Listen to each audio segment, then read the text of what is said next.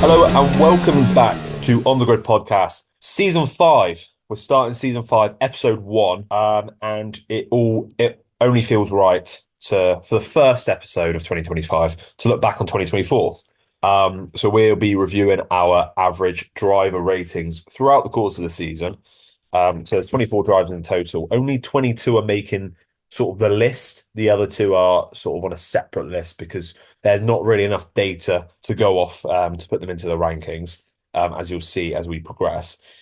Joined with me, as ever, is Adrian Keita. Season 5, how are we doing? You know what? To say that this podcast has been going on for the fifth season now, it's really astonishing. I thought, especially after when I think, curtailed season two midway through the season, I thought it was game over of this podcast. But we are rejuvenated. We are better than ever, I think, ahead of this season and this year. And I'd just like to say to the podcast viewers and listeners, Happy New Year. Hope you've had a Merry Christmas. Um, let's begin by reflecting on 2024, shall we? 4 days into 2025, and we're already reflecting on 2024. Let's get on with it.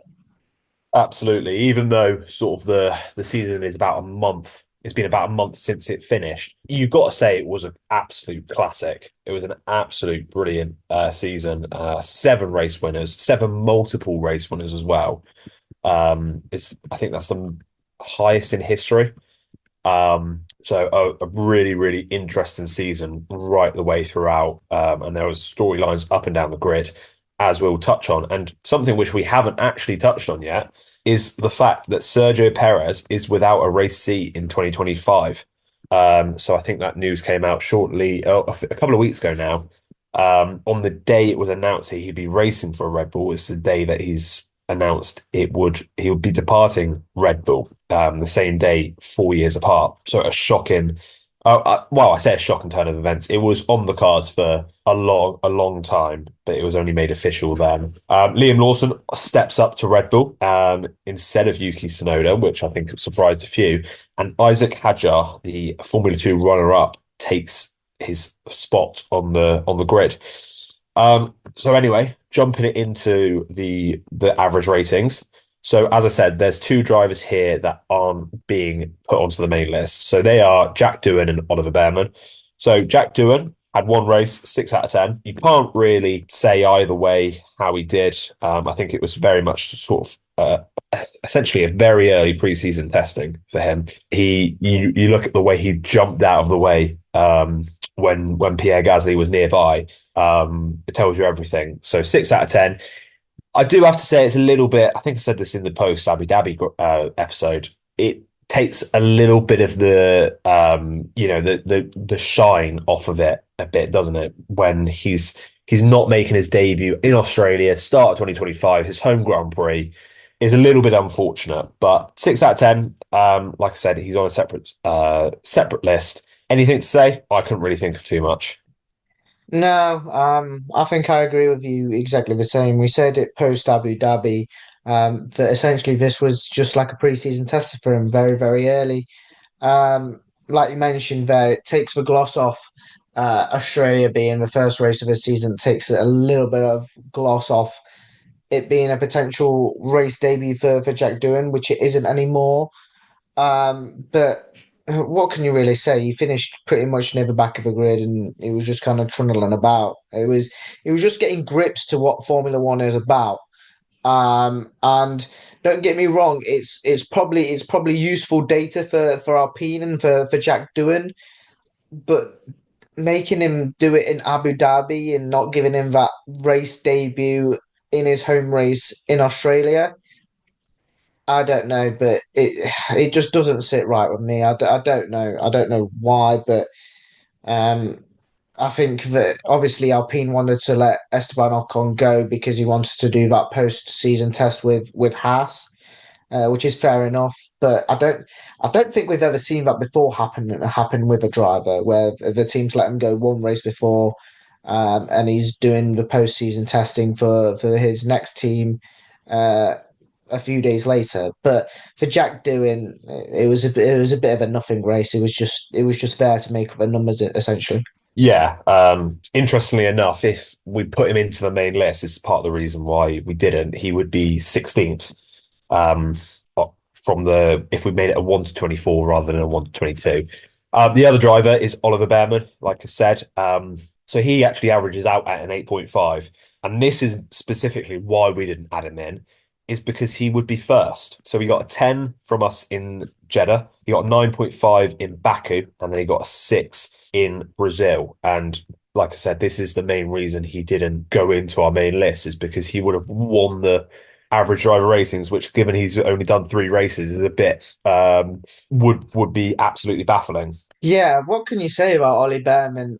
Like you just said there, he would have won the average driver ratings with those 3 races. One performance was a 6 in Brazil where he was sort of subpar, but then 2 weekends in Jeddah and in Baku where he was in the points, in for in the Haas team replacing Kevin Magnussen, and then did a fantastic debut race in Ferrari replacing Carlos Sainz. So it gives us an exciting season ahead to see Ollie Behrman in Haas and fighting up against Esteban Ocon instead of Nico Hulkenberg. But I think there's a lot of excitement over the rookies this season because there's the 1/4 of the grid are made up of rookies who have all graduated from Formula Two.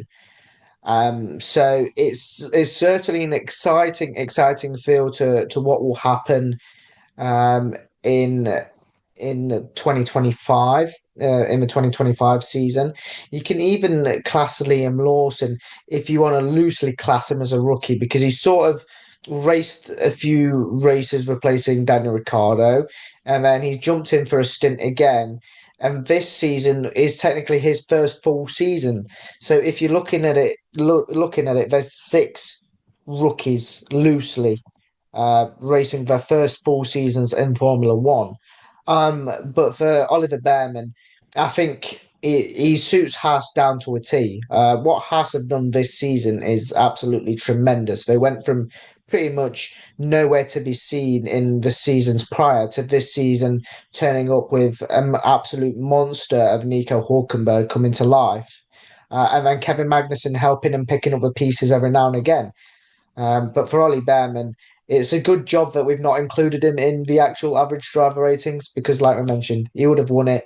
And I don't think it would have been fair basing him on 3 races compared to everybody's 20 or so races. So it's a good race stint for Ollie Behrman, but I don't think it would have been fair if we did include him. Yeah, I'm about to touch on that about the 6 drivers in their first full season going into 2025, which will make it a very, very interesting one.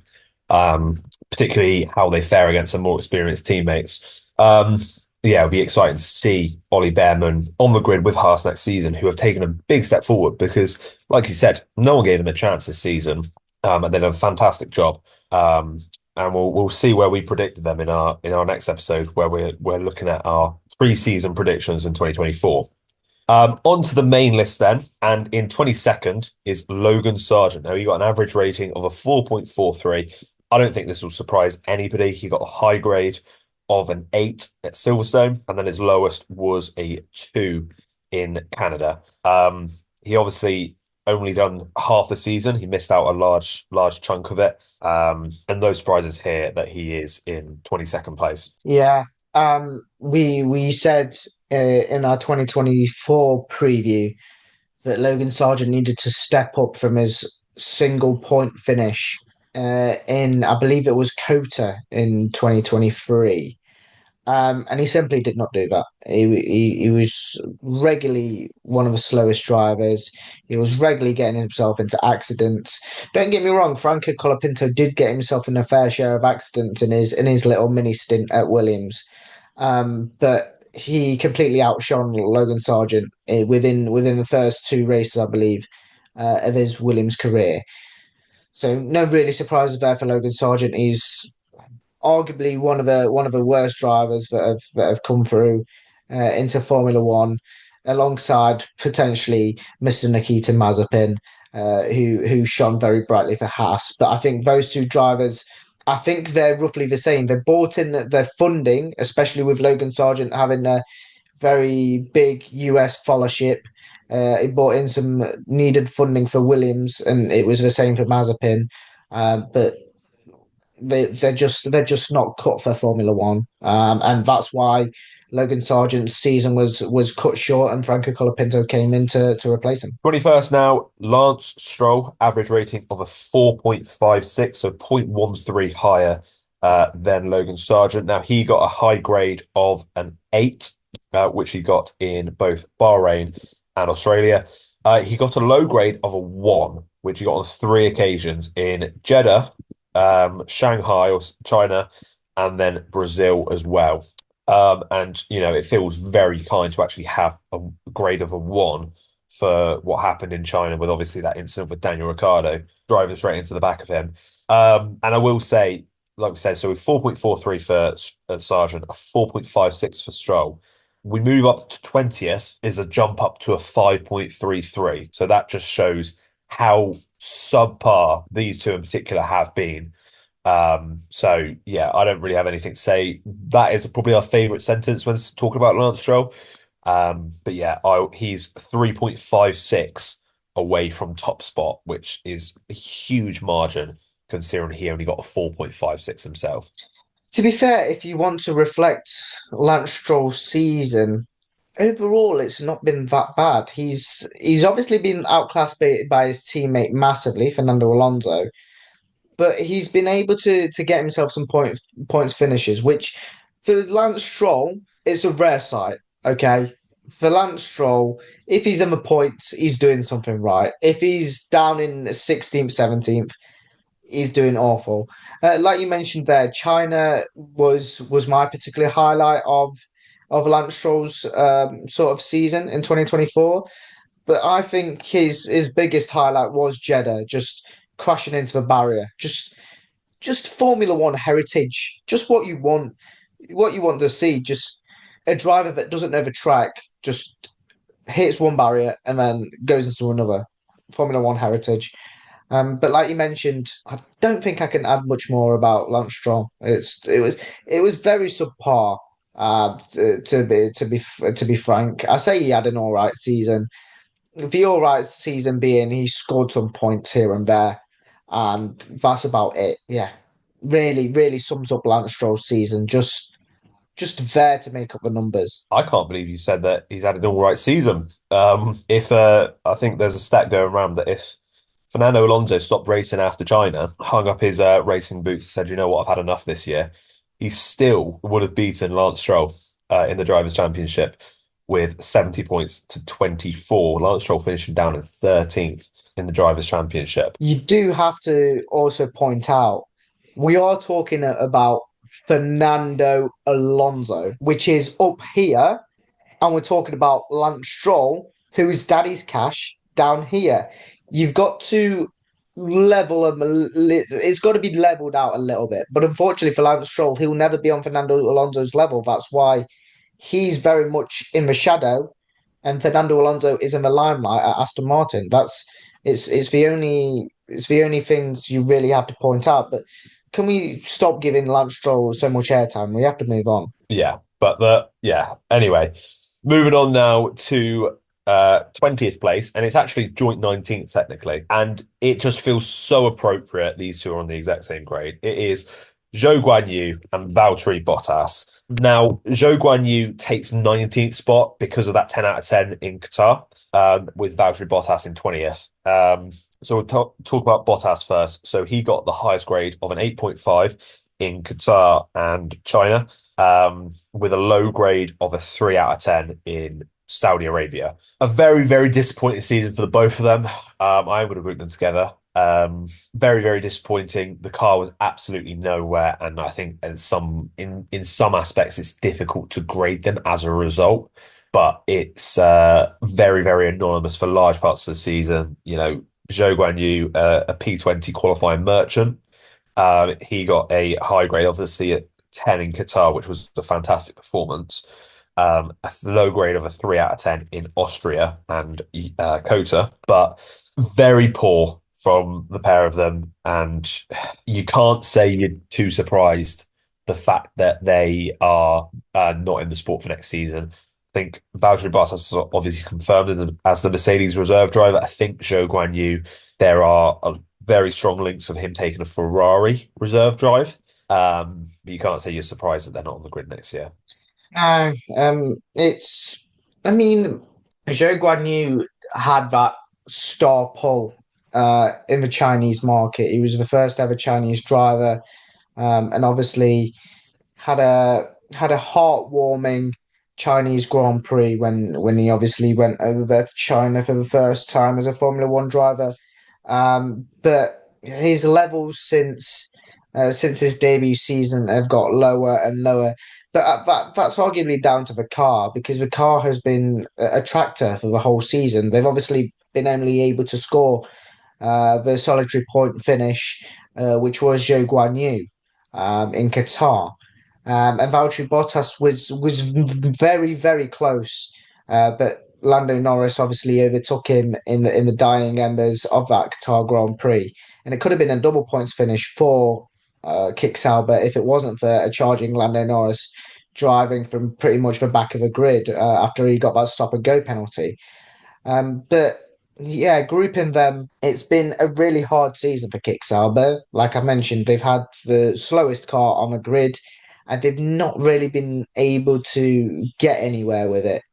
Their only really hope and light at the end of the tunnel was if there was a lot of DNFs and they were consistently able to stay in the race. But when that happened, they were still at the back of the grid. So it's been a really hard season for them, and it's no real surprise that Sauber want a fresh start with Nico Hulkenberg and Gabriel Bortoleto in 2025 ahead of Audi's participation in the sport in 26. And I think they're just ready for a fresh new start and fresh new faces to lead them into that new era as Audi. So it's not really much of a surprise that Valtteri Bottas and Zhou Guanyu are not in the sport in 2025. So they were on a 5.33 average drive. Next up, 5.54 is Sergio Perez in 18th place. Now, like we touched on it, well, like I touched on at the start of the episode, he has lost his drive for next season, and it is a shame because he has been a mainstay in the sport for 13 years. But quite simply put, his performances this season have just not been good enough. He started the season quite strongly, three podiums from the first four races in Bahrain, Saudi Arabia, and Japan. But since then, his form has absolutely plummeted. He got the high grade in Saudi Arabia and Japan with a 9, and then had a 1.5 in both Spain and Silverstone. So he was absolutely miles off it there. And I can't say I'm too surprised that he's coming out in 18th place. He's 2.71 average driving points away from the top spot, and there's a massive goal for difference. Not a good enough season. It's unfortunate he's lost to drive altogether, but you can't say he deserves to be in that Red Bull seat. To be fair, I'm not surprised that he's lost his drive because it's been brewing for a long time that he's going to lose his drive ever since he signed that contract extension in Monaco, and I keep on banging on about it, and I will keep on banging on about it until I die. Ever since that contract extension, it was the worst thing that happened to Red Bull.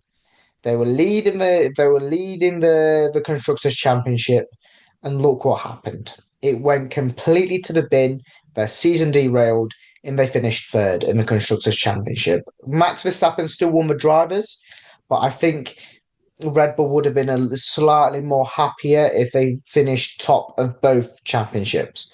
It's a similar story to Guan Yu Zhou actually. He's in his debut season at Red Bull, he was tremendous. He was fantastic, and ever since that season, his standards have just dropped and dropped. Um, he was very fortunate to finish, I believe, it was third in 2023, if I'm not mistaken, narrowly pipping Lewis Hamilton. And in 2024, it was just dismal. It was awful. Start of the season very well, but ever since that, his form derailed. He went into the bin, and Red Bull finally pulled the plug at the end of the season and decided to promote Liam Lawson into the seat at Red Bull. So it'd be nice to see what sort of fresh air Liam Lawson will bring to Red Bull. But there's already rumours that Helmut Marko is told Liam Lawson to not even think about racing and trying to beat Max Verstappen. So you can see that the narrative is sort of pushing it to Max Verstappen, and Liam Lawson's just going to be a number two, as it is with Max Verstappen Red Bull Racing Team. So it's unfortunate for Sergio Perez because he was a ever consistent performer in the midfield teams, but in the end, it just didn't happen for him in the top team, unfortunately. Absolutely, yeah. I can't really disagree with anything you said there. Moving on to its 17th place is Esteban Ocon. Now, this might be a little bit of a surprise. I was a bit surprised when I saw this average rating. He's obviously got the high of a 10 out of 10 in Brazil for a stunning performance, but he's got a low of a 2 out of 10 for Monaco, where obviously he had that big crash with Gasly. And essentially committed teammate murder, because that's what it was. That's what it's the equivalent of in Formula One terms. It was absolutely mental, and who knows what he was thinking in that sense. But we're jumping up to a 5.76 here, so not too far off a 6 out of 10. He obviously only had 23 out of 24 races, missing out in Abu Dhabi, which was a very sour end to the relationship between Alpine, considering he's been there for about 5 years now. He's delivered their one and only race victory. He's delivered sort of three or four podiums as well. So it was a very strange way to end that relationship, especially when you see people like Carlos Sainz were able to do the postseason testing with Williams, despite racing for Ferrari in that final race. There was no bad blood between the two. It was a very amicable split for Carlos Sainz at Ferrari, but that's just not the way it happened at Alpine for Esteban Ocon, especially when you think Alpine are the ones that decided to let him go for this season. It wasn't Ocon saying, you know what, I want to move on. The Alpine was horrific for much of the season. And then when it picked up towards the end of the season, in those wet conditions in Brazil, he made it count, got that podium, and it looked for a period of time, he could have won the race. So a great effort from him in that race, but a very inconsistent season for Ocon. Yeah, couldn't agree more with you. Esteban Ocon has had a very much up and down season, and it's the same as the Kick Sauber guys. It's because of their car. At the start of the season in Bahrain, him and Gasly were at the back of the grid, 19th and 20th. And obviously, you have a look at the turn of events in Sao Paulo, where they finished second and third. And it's like a redemption arc. But the only thing is, the form started picking up towards the back end of the season, and they were able to pick up them points that counted and propelled them up in the constructors championship and got them that deserved. I believe it was sixth place in the end that they got in the end, which uh, gives them a lot more funding ahead of 2025 and 2026. But for Esteban Ocon, especially after the sort of relationship he's had with Alpine and Renault as well, because he was a Renault driver before they were Alpine, it's a little bit of a sour end. You don't really want to see yourself let go by your team one race before the end. But it was Alpine's decision. I think Alpine wanted to see how Jack Doohan would do in an F1 weekend.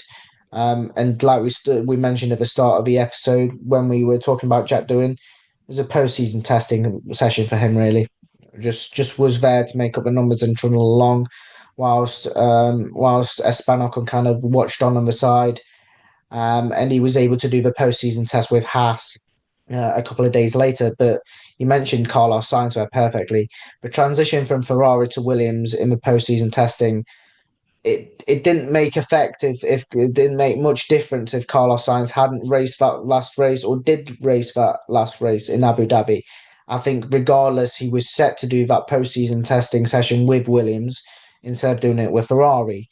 So the way that Alpine have done it there with Esteban Ocon is a little bit odd. And like I mentioned, I don't think I can remember the last time a team let their driver go one race before the end of a season, just for him to do a postseason test with Haas. It didn't make sense at the start, and it still doesn't make sense to me. But you mentioned it very perfectly there. Very inconsistent season for Esteban Ocon, but I think it's down to the machinery underneath him that made him have the season that he did. The next driver is Daniel Ricciardo in 16th place, moving up to a 5.97 now. Cut short his season, Daniel Ricciardo at RB. Only done the 16 races, done 18 races, didn't do the last six. You got the high grade of an 8.5 for Spain and a low grade of a 4 out of 10, which was in Saudi Arabia and Japan. And it wasn't the reunion it was meant to be. It wasn't what was on the script. The way he was treated at the end though was very, very ruthless and cutthroat. It didn't really speak of for someone who's been in the sport for so long, it wasn't dealt with in the best manner, and I felt like it should have been dealt with in a better way. But that wasn't the case, and it is looking like he could be getting a drive for 2026 with the General Motors team, the essentially Andretti 2.0. It looks like he's a leading contender to get one of those seats, which will be interesting to see how they fare. And of course, it's good to see Daniel Ricciardo in the sport. He's one of those characters who you need more of in Formula One. So we'll see how that pans out. But for 2024, it wasn't how it was supposed to go. I think he was supposed to be in that Red Bull seat for next season, but not to be for him. Disappointing. And yeah, I think it's probably about right 16th place. Pushing upon that Cadillac, that Andretti 2.0, that General Motors. Daniel Ricciardo was asked, I believe, by a fan if he is going to jump into that seat, and he even said that he's very unlikely to take the opportunity. But I think if the opportunity did arise for Daniel Ricciardo, I think he could be swayed by it. Don't know why, but I think there could be an opportunity for Daniel Ricciardo to come back, even if it is for a season, so he can have a last full season in Formula One and kind of end it on a high note instead of end it the way it did in 2024 with RB being so cutthroat and kind of curtailing his season and propelling Liam Lawson back into that second seat alongside Yuki Tsunoda. But you summarised it there perfectly. It wasn't the season it was meant to be for Daniel Ricciardo in 2024. Was generally beaten by his teammate Yuki Tsunoda week in, week out. And it just wasn't meant to be. Everybody was hoping that this season would be the season where Daniel Ricciardo would show us the Ricciardo of old, and bring back all those memories so we can jump into that Red Bull seat one more time and potentially fight for a world title. But it just wasn't meant to be. I don't know whether that spark went. I don't know what happened. But for Daniel Ricciardo, certainly one disappointing season, but it was for him. And maybe we could see him on the grid for 2026. But for 2024, it was very disappointing, and another way he probably would have wanted to end his Formula One career, for the time being, that is. Moving on to 15th place and just about jumping up to a 6.00 is Alex Albon in 15th place. He got a high grade of a 10 out of 10 for Azerbaijan and low grades of 4 out of 10. And there were several of these in Japan, Imola, and USA and Brazil. So I think Williams had a very, very quiet season. They had the backs against the wall. I know James Vowles talks about not really looking at 2024 or 2025 even, and looking ahead to the new regs in 2026. Whether that will change now that Carlos Sainz is with the team as well, will remain to see. But it was a step backwards for Williams after a promising 2023 campaign. Finished ninth in the constructors, and at times it felt like Alex Albon was the only one pushing the team forward. Had a fair few crashes himself, as well as Logan Sargent and Franco Colapinto. but I think 15th is probably about right for Alex Albon. Another driver that's had a bit of a up and down season is Alex Albon. Like you mentioned, Williams have endured the pains of their financial kind of their finances being hit massively by the amount of crashes that they had throughout the whole season. You probably couldn't count on two hands the amount of crashes that they did have in this season because it was just the sheer number of crashes that Logan Sargent, Frankie Colapinto, and Alex Albon all endured in the season. And Alex, like we mentioned, his 2023 campaign was a brilliant campaign, and like people will see in the next episode when we reflect on our early season predictions from last year.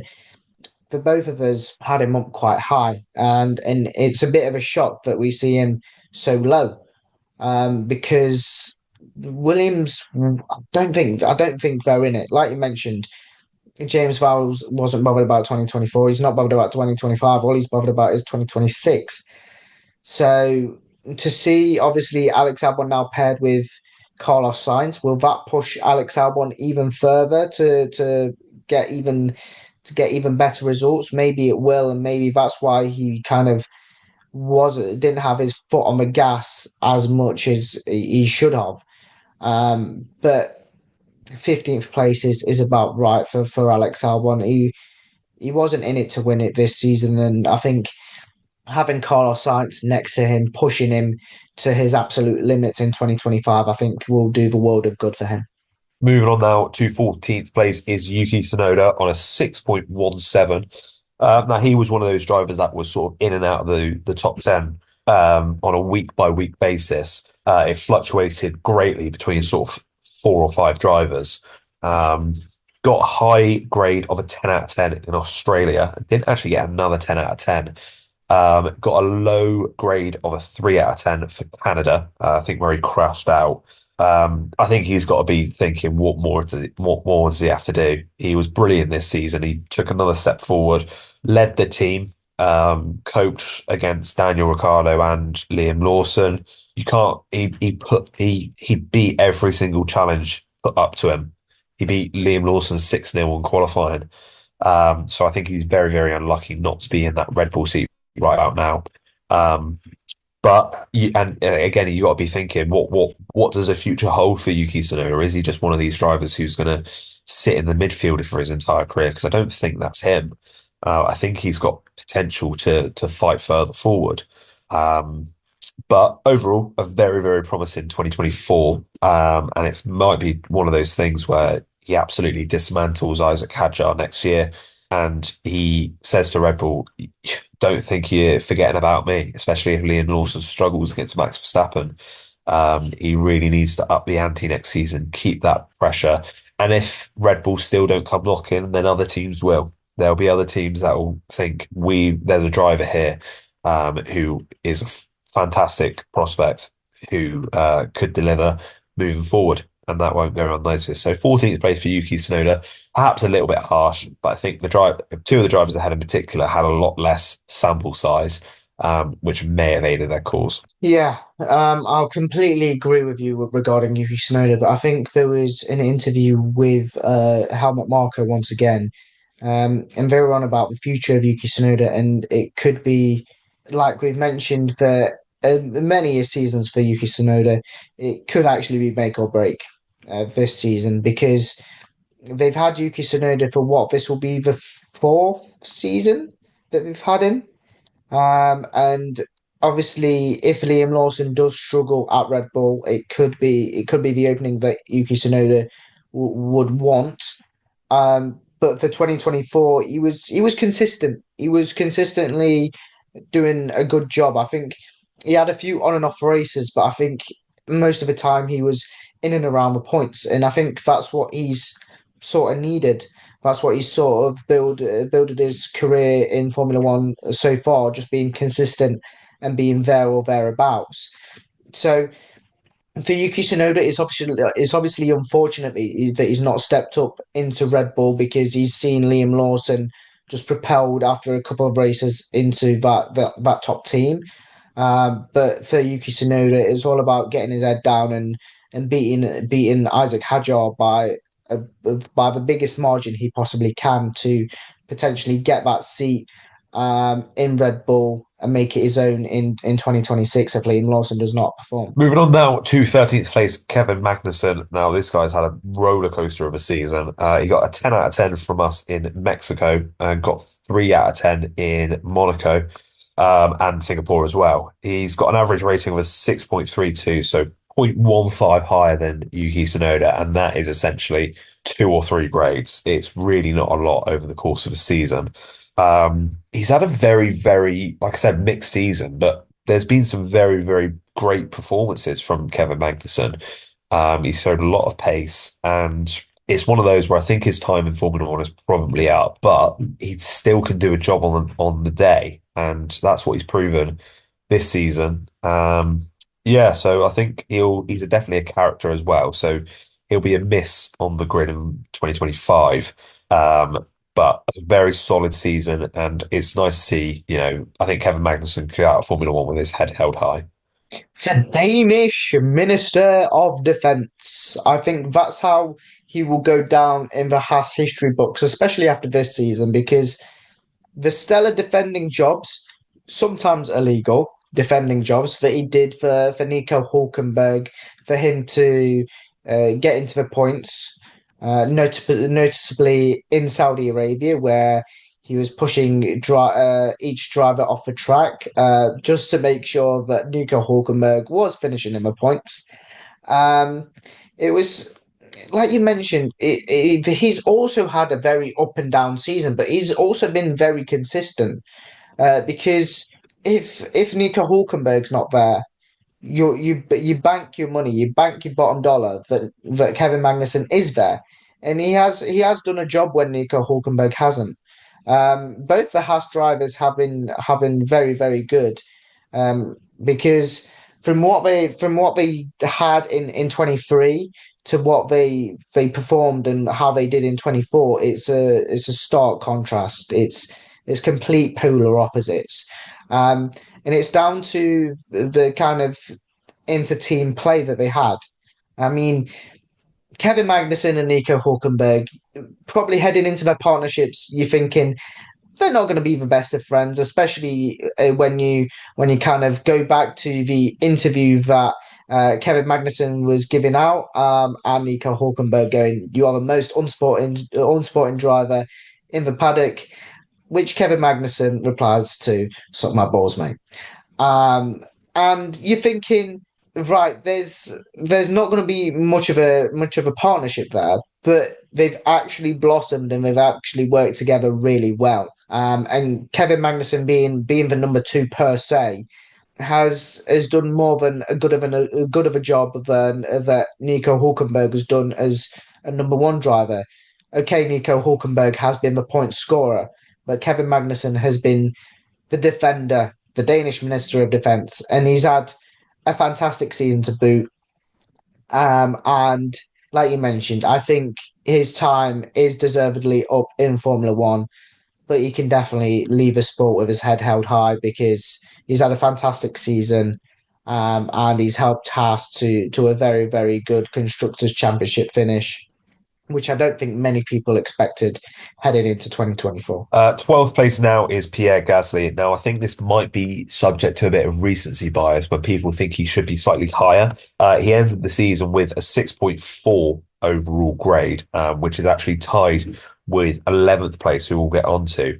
But yeah, like I said, he's ended the season very, very strongly. He's ended with 2 out of 10s in the last 4 races for Brazil and Qatar, and a 9 out of 10 as well in Abu Dhabi, which has really shot his grade up, and he's only just missed out on the top 10. But again, it's similar to Esteban Ocon. The first half of the season was so inconsistent. Alpine were absolutely nowhere, really, up until Brazil, when both drivers pulled out a storming race to claim a double podium. So Alpine have actually finished with the same amount of podiums as they did last season, which I don't think anybody would have expected, given how far off the pace they were for much of it. Had a low of a 3 out of 10 in Bahrain, which, like I said, they started very, very slowly.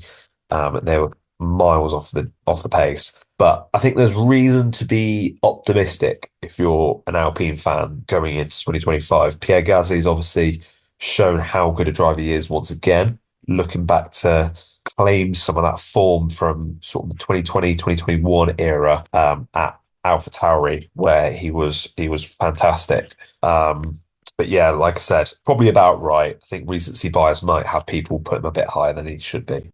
And most people would probably agree with that statement that you said there. Recency bias would probably put Pierre Gasly in the top 10 because not many people look back to the Bahrain struggles and the early season form where they were absolutely nowhere and finishing plumb last.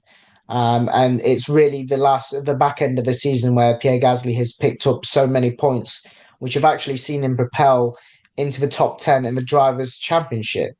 And that's what I think people really base Pierre Gasly's season on. He's finished in the top 10. Why is he not in the top 10 in our average driver ratings? It's a season as a whole. Alpine, like we mentioned with Esteban Ocon, it's a similar fate. The early season woes were there to be kind of shown, to be kind of seen and poked at. And they really came alive in the last couple of races, and Pierre Gasly did definitely because he was scoring points what felt week in week out, and those points were crucial for him to propel him into the top 10 of the drivers' championship, and I think they were crucial to propel him up in our average driver ratings because he was getting eights, nines, tens out of tens from his left, right, and centre. And I think if it wasn't for his points finishing kind of luck in in the last few weekends, he would have been definitely a few places lower than this. But recency bias will have Pierre Gasly very high up. And I think that's what's played a part in him finishing 12th instead of near his teammate 15th, 16th, that sort of range. So it's optimistic for Alpine to believe they can finish near Aston Martin next season. Probably not. They've had a very good end to the season, but realistically, you have to look at the season as a whole, and they've had a very mixed bag of emotions throughout the whole season. And Pierre Gasly, being the leading light in 2025, definitely experienced a lot of them, and he will need to take all of what he found out and what he learned in 2024 into 2025, especially with an unexperienced teammate like Jack doing next to him next season. Just on the cusp of the top 10, like I said, is Fernando Alonso, who was tied with Pierre Gasly on a 6.4 overall. Now, he's had a much quieter season than last season, I think it's fair to say, but you can't knock his brilliance at times. He's been very, very consistent. Like I said, finishing on 70 points, almost three times that of his teammate.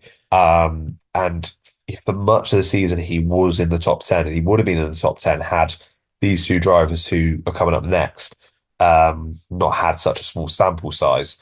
Um, but he continues to show his class, and at 42 years old, he's still going strong and doing a fantastic job at Aston Martin, and long may it continue. Yeah, I couldn't agree more with you about Fernando Alonso purely on the basis that, like you mentioned there, he's in his 40s now, and he's showing no signs of slowing down. He's obviously been in the top 10 once again this season, in the Drivers' Championship, and he was obviously there or thereabouts in our average driver ratings inside in the top tens every so often. But I just think that Aston Martin are heavily reliant on Fernando Alonso, and he was doing the bulk of the force, especially when you have a driver of Lance Stroll's caliber next to you. So Aston Martin are going to be heavily reliant on Fernando Alonso in the years to come. But for how long can he carry the team on his back? It's yet to be seen. But for now, I don't think he's showing any signs of slowing down, and it's unlucky that he just narrowly misses out on the top 10. Talking of 10th place man is Liam Lawson. Just had the six races to go off and got a 10 and an 8.5 in that time. So the 10 was for his first race in Cota, and the 8.5 was for Brazil. He ends the season with a 6.58 overall. So he has actually got a higher average rating than Yuki Tsunoda, um, and just creeps into the top 10. But I think it's a learning curve for Liam Lawson because I think for quite a few of these races, he was off the pace and outperformed by Yuki Tsunoda. So it'll be interesting to see how he does against Max Verstappen next season, given he knows he's got the seat for the full season. Well, as it stands, you never know with Red Bull. But to start the season, his first full season of Formula One it'll be key how he really sets the tone. Obviously, nobody's expecting him to beat Max Verstappen, but being a lot closer to Sergio Perez and delivering consistent results will be key for him moving forward. Yeah, with Liam Lawson, obviously we've only had a couple of races to go off of him and his rating, but he has crept into the top 10. And like we mentioned there, his debut race was always going to be what propelled his grade. If he was going to have if he had a shocking race, then I think we know what sort of level Liam Lawson would have been playing at heading into the few races that he had at RB at the back end of the 2024 season. But I think he coped well. I think Yuki Tsunoda was still the dominant driver at RB. But for Liam Lawson, it's all about kind of nailing down the opportunities. He's got a fantastic one at Red Bull now in 2025, where he's been kind of shown the middle finger by Max Verstappen and by Helmut Marko, in a sense that you're not going to challenge me, and there's no point of even challenging him. Is he going to have a similar sort of fate of like to Sergio Perez, where he has a very high debut season and then just falls away? It could be the case. But I think age is the one thing that is on Liam Lawson's side is age. He's very, very young. He's got a lot to learn and a lot to prove. Whereas Sergio Perez, I think, proved a lot of those things in the midfield teams, and then when it came to joining a top team, kind of just faded away. But yeah, it's a very important season for Liam Lawson. He's really got to knuckle down and make the most of this opportunity because opportunities at Red Bull Racing, especially with Max Verstappen being the lead driver, there's only ever one opening at Red Bull. You've got to make the most. You've got to make the most of it, and I'm hoping that he does make the most of it because we've been saying when he had that stint for Daniel Ricciardo in 2023. He deserves a Formula One seat. He's got his chance. Liam Lawson, show us what you're made of. Moving on to ninth place man is Franco Colapinto. He has got 9 races to go off, so a little bit bigger sample size, and it's a bit of a jump up to a 6.94 for Franco. He's got one 10 out of 10 and three 9 out of 10s, all in the first 4 races, and then his form dropped off a little bit. But like I said, it was that early form that really had him high up the ranks. And I think he can count himself unlucky that he's not got a seat for 2025. He possibly should have had the seat at the start of the season if Logan Sargent hadn't been kept on. I think Franco Colapinto would have been the first in line and would have got that seat, which he probably deserved. But he has shown enough potential to warrant a seat in Formula One moving forward, I believe. And it'd be interesting to see whether he can get back on the grid. I think I've said all along, I think there'll be a clause in the Carlos Sainz's contract that says he can move to a big team should they come knocking, and it will be interesting to see how that plays out. Whether if he performs at Williams, whether a top team do come knocking for him. But like I said, Frankie Colapinto probably he deserves a seat in Formula One. He's shown enough potential, and yeah, it'll be hopefully he can get that moving forward. But a great season. And yeah, nobody really expected him, but his stock has rose astronomically. He's shown a lot of potential, but he's also shown how much damage he can do to a car week in, week out. But then again, I think that could be down to his inexperience. So I'm not gonna I'm not going to play the bad card and say that he had a woeful back end of the season replacing Logan Sargent. I still think he had a very positive few races replacing Logan Sargent because you're thinking this is a Formula Two driver who's obviously he wasn't anywhere near the kind of the top three in Formula Two when he came into Formula One, and he just was a breath of fresh air to Williams. He was something different. He was on it from the off. He was a lot of people said that his demeanor and his kind of looks replicated one of Ayrton Senna. The long hair and kind of the South American driving style.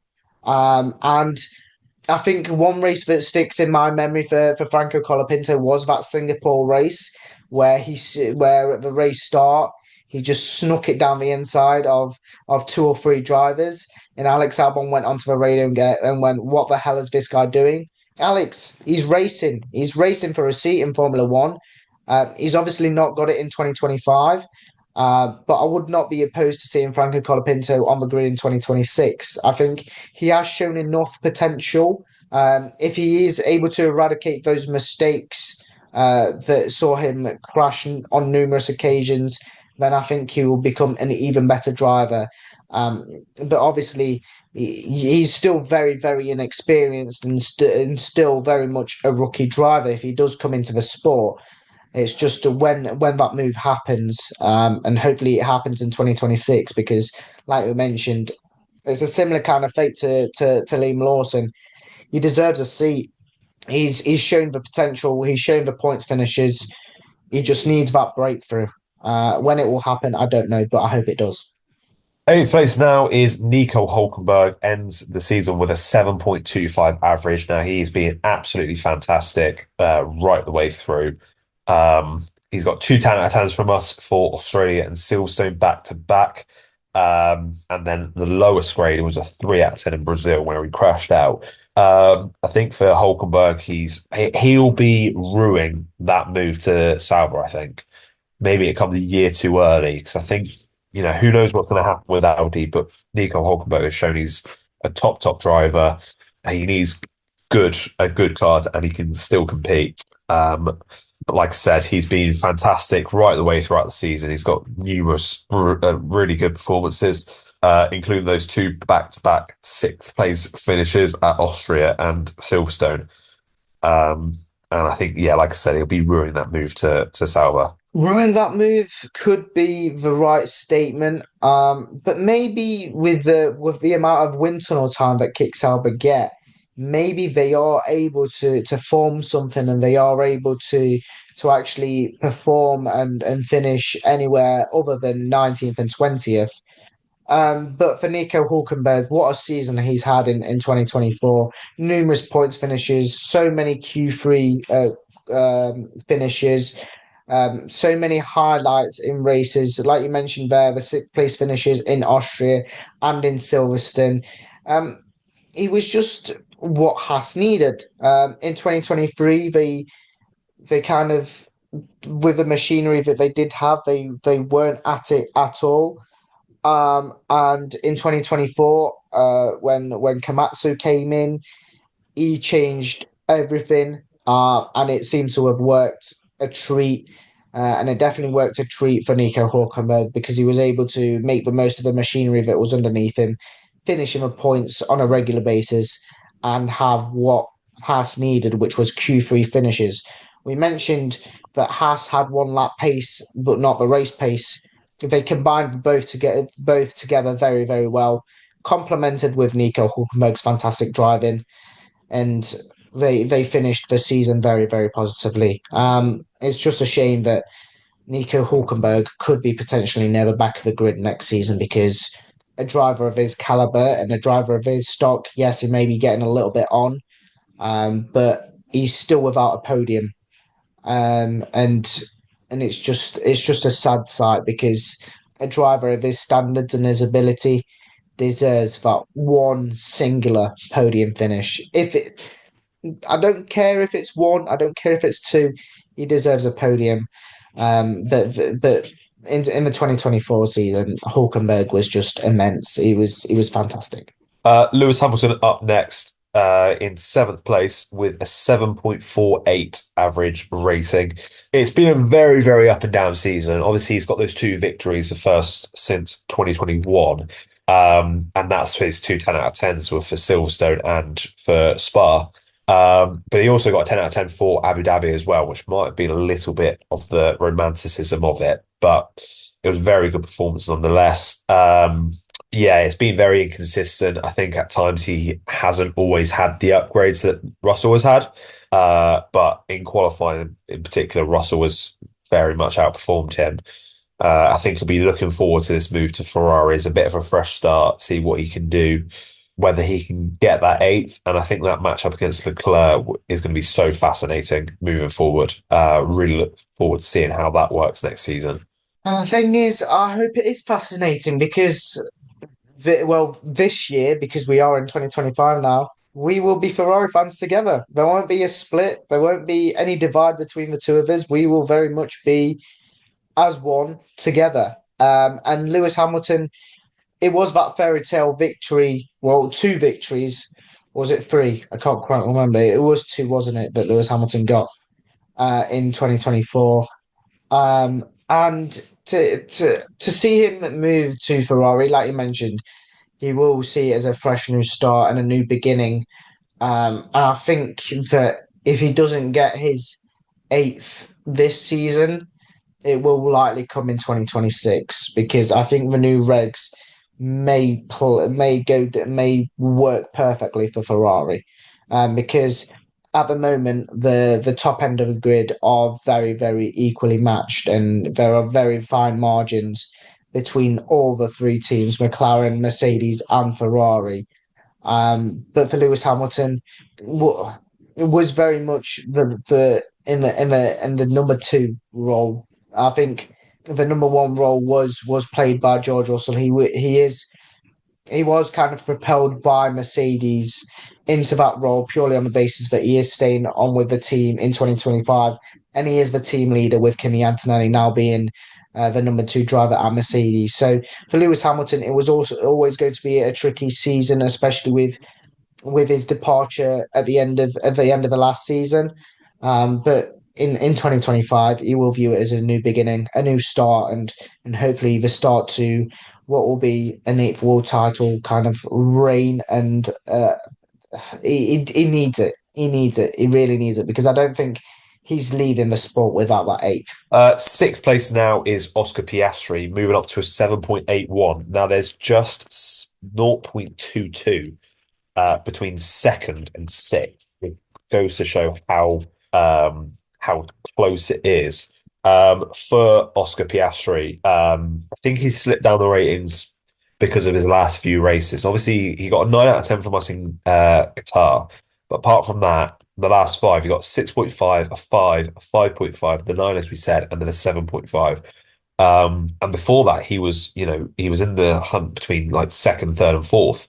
He was very high on our ratings, but highest grade of a 10 out of 10 in both Hungary and Azerbaijan. And then a lowest grade of a 5, like I said, in Brazil. A lot of positives to build on for Oscar Piastri. He's really stepped up this season, got those two victories, and looked a real handful at times for Lando Norris. Obviously, there's all those controversies about the papaya rules and whatnot, and it'll be interesting to see how Oscar Piastri in his third season competes against Lando Norris, who will be gunning for the title. Whether Oscar Piastri can actually throw his name into the hat and think, hang on a second, I'm here. I want to be going for the title, not you. And how that plays out would be a really interesting storyline next season. But yeah, two victories and countless podiums. A lot of positives to take this season for Oscar Piastri. And another one I couldn't agree with more. But it's unfortunate that he did end the season as low as seventh in the average driver ratings because he's had a very fantastic second season at McLaren. And like you mentioned, two podiums, two wins, sorry, countless podiums. And it's just the way that I think McLaren propelled Lando Norris into the limelight and had Oscar Piastri as that number two driver, where I think Oscar and Lando are very much both deserved of that number one role. It's just McLaren have two young and hungry drivers who are both wanting that role. So whatever happens in 2025 will very be much down to who finishes on top in the Drivers' Championship this coming season. But I think after the 2024 season, Lando Norris has the bragging rights. But like you mentioned, it will be exciting to see what Oscar Piastri brings to the team in his third season now. The season are ticking off quick and fast for Oscar Piastri. His third season now for McLaren. Whether he can beat Lando Norris, whether he can be the driver that could lead McLaren on if Lando Norris does leave, and whether he can gain more than two victories are probably the most important kind of questions Oscar Piastri will be asking himself. He'll be just asking for more consistency and more kind of being to the same level that Lando Norris has been in the 2024 season. Can he deliver that? We'll have to wait and see, but it was definitely a great second season for Oscar.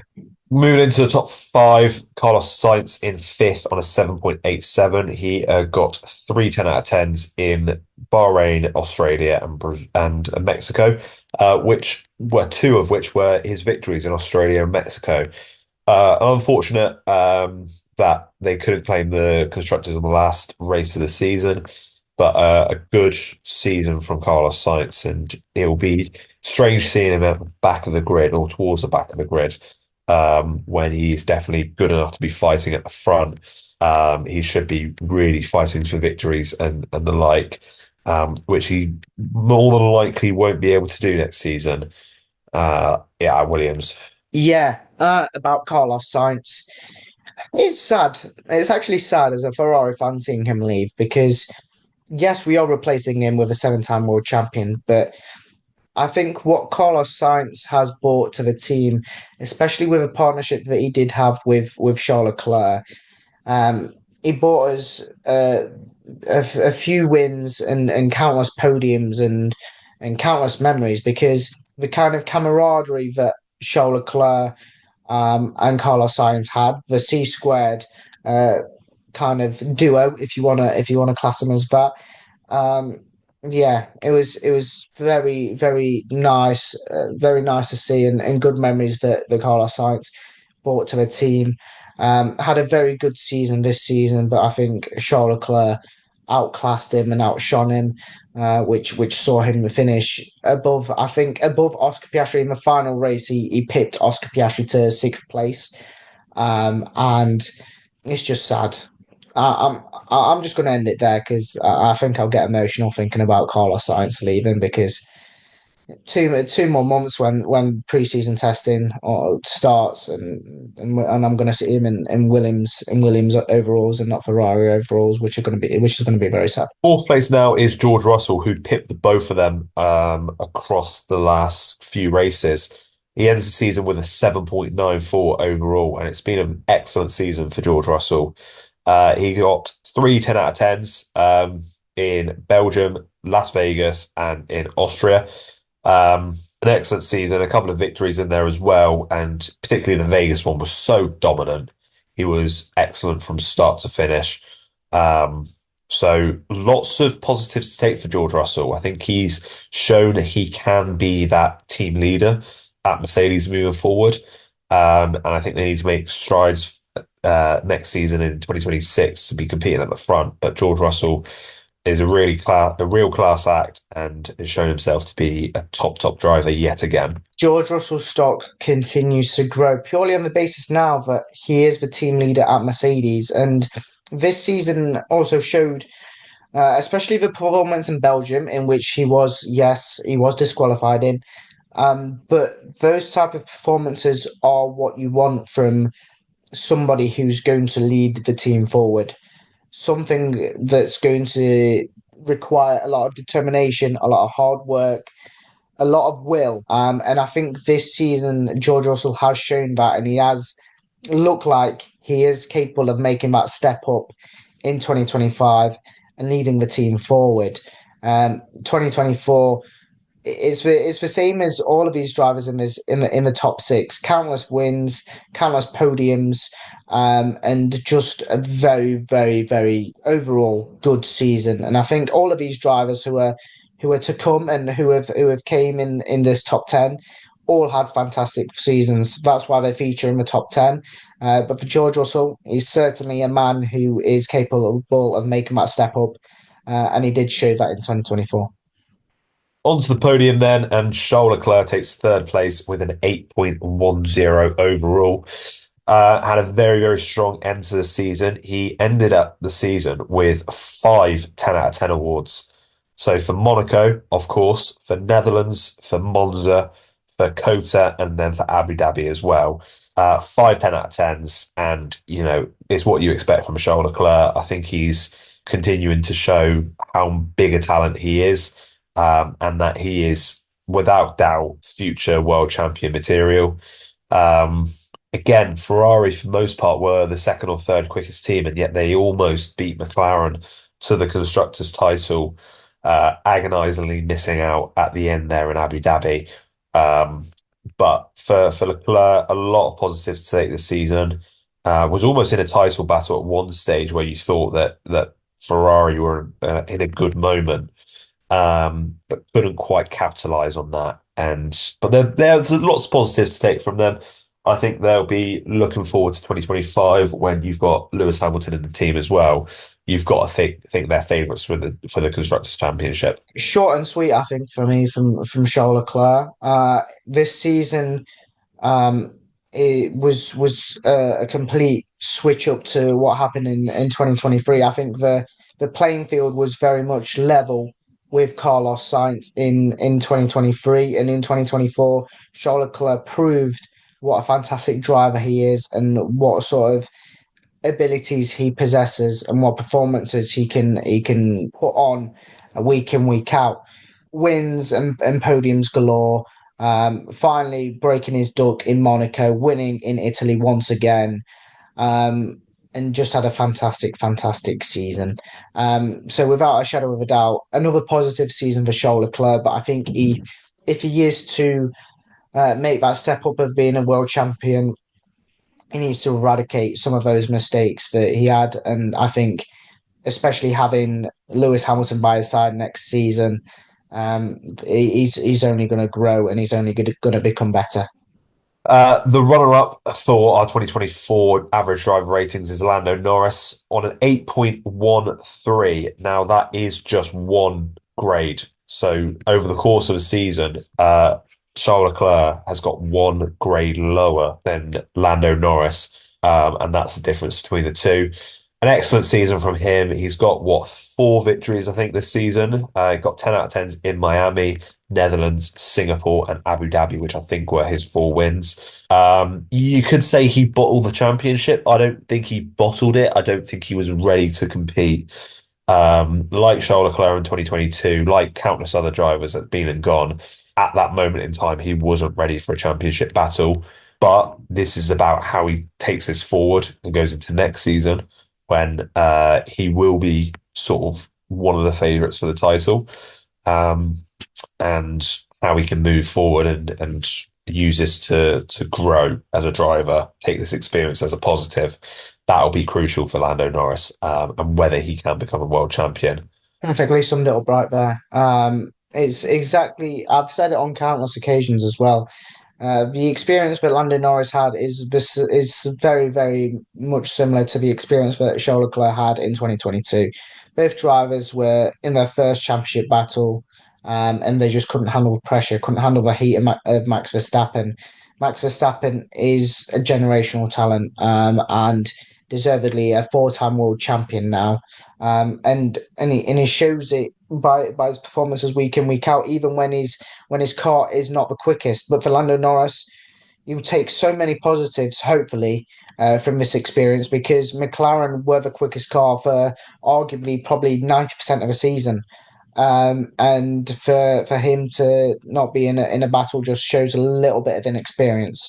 And like I mentioned, hopefully he takes it positively and hopefully he can take it forward into 2025 and battle for another championship. But first place, and was there any doubt? Max Verstappen, an 8.25 overall. You got 10 out of 10s in Bahrain, Saudi Arabia, Japan, Canada, Singapore, USA, Brazil. Unbelievable. He's not only is he a generational talent, he's one of the all-time greats, a four-time world champion. There's not many that have got, there's only three drivers that have got more world titles than him, and he's only 26 years old. So that is a very scary thought for all of you. He's been the best driver over the course of the season. Yes, there's been a few performances where he's crossed the line, but he's a racing driver. That's going to happen, and you can't argue with what he's done in the sport. Four-time world champion, fully deserved. Short and sweet, like you mentioned, fully deserved of his fourth world crown. So many 10 out of 10 performances, so many stunning races in a car that seemingly was going backwards by the end of the season. He just did it week in, week out. The Max Verstappen effect was true and it was in play, and it was what propelled him to a fourth world title. Generational talent, one of the all-time greats in Formula One, and now it's a scary thought. Can he go for a fifth? Can he go for a fifth in a row? That will be scary. But in 2024, he was absolutely exceptional. And that's all we got time for of the first episode of season 5 of On the Grid podcast. Thank you all for listening. Happy to be back. Looking forward to releasing some more episodes in the coming weeks. Thank you all for listening, and we'll see you in the next episode. Goodbye.